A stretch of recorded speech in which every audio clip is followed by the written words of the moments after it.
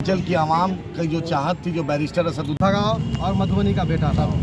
एक नकारा है जो 10 साल से यहाँ सत्ता पे बाप के नाम पे बैठा रहा और कुछ नहीं किया। एक भी दिन वो को पहचानेगा भी नहीं, एक दिन नहीं आया। दूसरा जो है वो दरभंगा से जब रिटायर हो गया तब उसको लाकर मधुबनी में थोपा गया है। बूढ़ा घोड़े पे रेस कोई नहीं लगाता है। मैं मधुबनी का बेटा हूँ, मैं मधुबनी के लिए काम करूँगा। दिन हो 12 बजे, रात हो, जब बुलाएगा मैं यहाँ हाजिर रहूँगा। अगर उसको बुलाएगा तो वो कहाँ रहेगा पता नहीं, दिल्ली हो कि पटना हो कि दरभंगा हो। इसलिए मैं यहाँ के आवाम से गुजारिश करता हूँ कि आप मधुबनी के बेटा को चुनिए और एक बार असदुद्दीन ओवैसी साहब को, अख्तर उल ईमान साहब के हाथ को मजबूत कीजिए। और वो विकास का क्या विजन है आपका? विकास का क्या विजन है? रात में फैसला हुआ, आप क्या करिएगा यहाँ? देखिए बहुत सारे लोग नहीं बनवा पाता। बहुत अच्छा सवाल आप किए हैं कि स्टेडियम के सामने जो है, भाई बहुत टाइम से स्टेडियम के सामने जो है रोड जो है और स्टेडियम जो उसके सामने राजद का सांसद का घर है। रोड के इस तरफ स्टेडियम है और रोड के इस तरफ सांसद का घर है। लेकिन सांसद महोदय को 10 साल 20 एमएलए भी रहे हैं, लेकिन इतना भी नहीं हुआ कि वो अपने सामने की सड़क बनवा सके, स्टेडियम बनवा सके।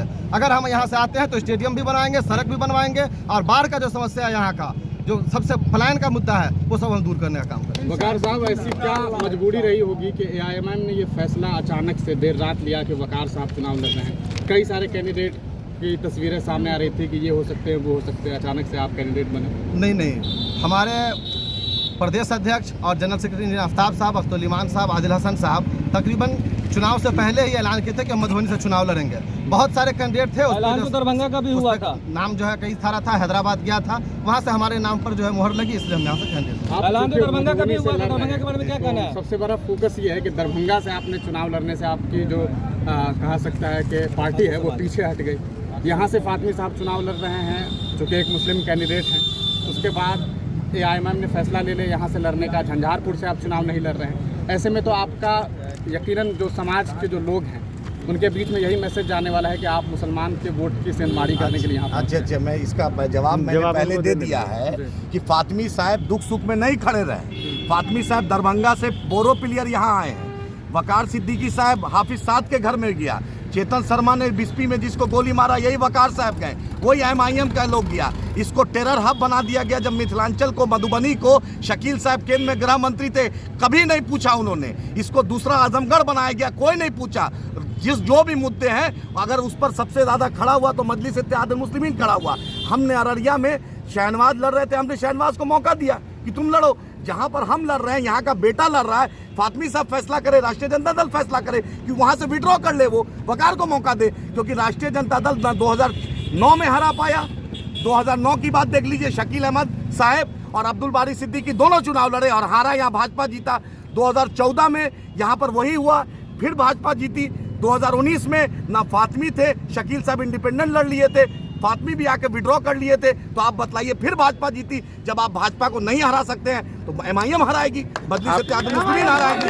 आपका लड़ाई सर, आप क्यों बोलते हैं? एक आपका लड़ाई किन से है? यहाँ के माटी के लाल को क्यों नहीं आप बोलते? सर, आपका लड़ाई किन से है? मधुबनी के लिए क्या किए हैं? सर, उनका क्या विजन है, पूछिए उनसे। सर, आपका लड़ाई किन से? एनडीए से है या इंडिया से? मेरी लड़ाई डायरेक्ट भाजपा से है, क्योंकि सब जनता ने ठान लिया है। फातमी साहब यहाँ के बोरो प्लेयर हैं, उनको यहाँ के पंचायत का भी नाम पता नहीं, यहाँ के ब्लॉक का भी नाम पता नहीं। लेकिन जाकर मकिया हो, रानी हो या हरलाकी हो या बिस्पी हो, क्योटी हो, जाले हो, इस मिट्टी का लाल है। वकार को एक एक एड्रेस पता है, एक एक जगह पता है। जो माटी का लाल, जब युवाओं में एक तमन्ना थी कि यहाँ के बेटे को टिकट दिया जाए तो भाड़ा का प्लेयर को क्यों लिया जाए? बतलाए फातमी साहब, बतलाए फातमी साहब का जिस दिन चुनाव होगा, फातमी साहब या अशोक यादव बतलाएं कहाँ वोट देंगे? वकार सिद्दीकी यही वोट देगा। इन लोग बतलाएं कि इन लोग कहाँ वोट देंगे।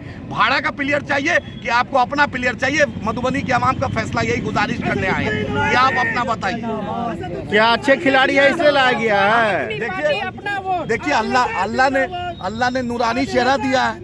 ना फातमी साहब ना अशोक जी इससे दौड़ सकते हैं, ना भाग सकते हैं, ना कसरत में भी फरिया सकते हैं, ना अंग्रेजी हिंदी में बात कर सकते हैं। फातमी साहब सुबह में 11 बजे उठेंगे, रात 2 बजे तक चाय की चुस्की चलती है। अशोक यादव को ना मुसलमानों से मतलब है, ना यहाँ के हिंदू भाई से मतलब है, उनको तो नरेंद्र मोदी का जुमला से मतलब है। तो जो बेटा काम करेगा उसको मौका आप दीजिए।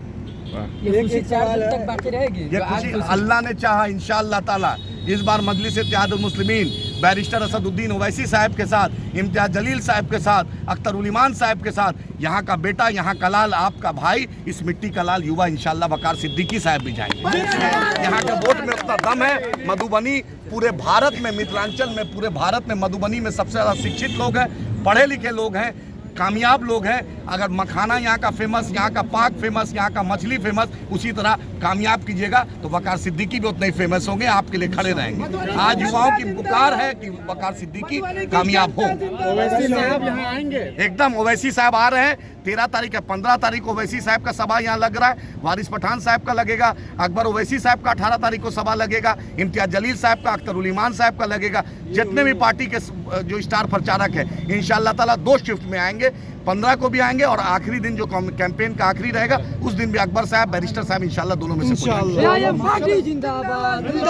पूछिए, आप उस फातमी साहब से पूछिए जो HRD मिनिस्टर थे। अलीगढ़ मुस्लिम यूनिवर्सिटी 10 साल UPA सरकार रही, किशनगंज में AMU किशनगंज सेंटर में 1 रुपया क्यों नहीं आज तक मिला?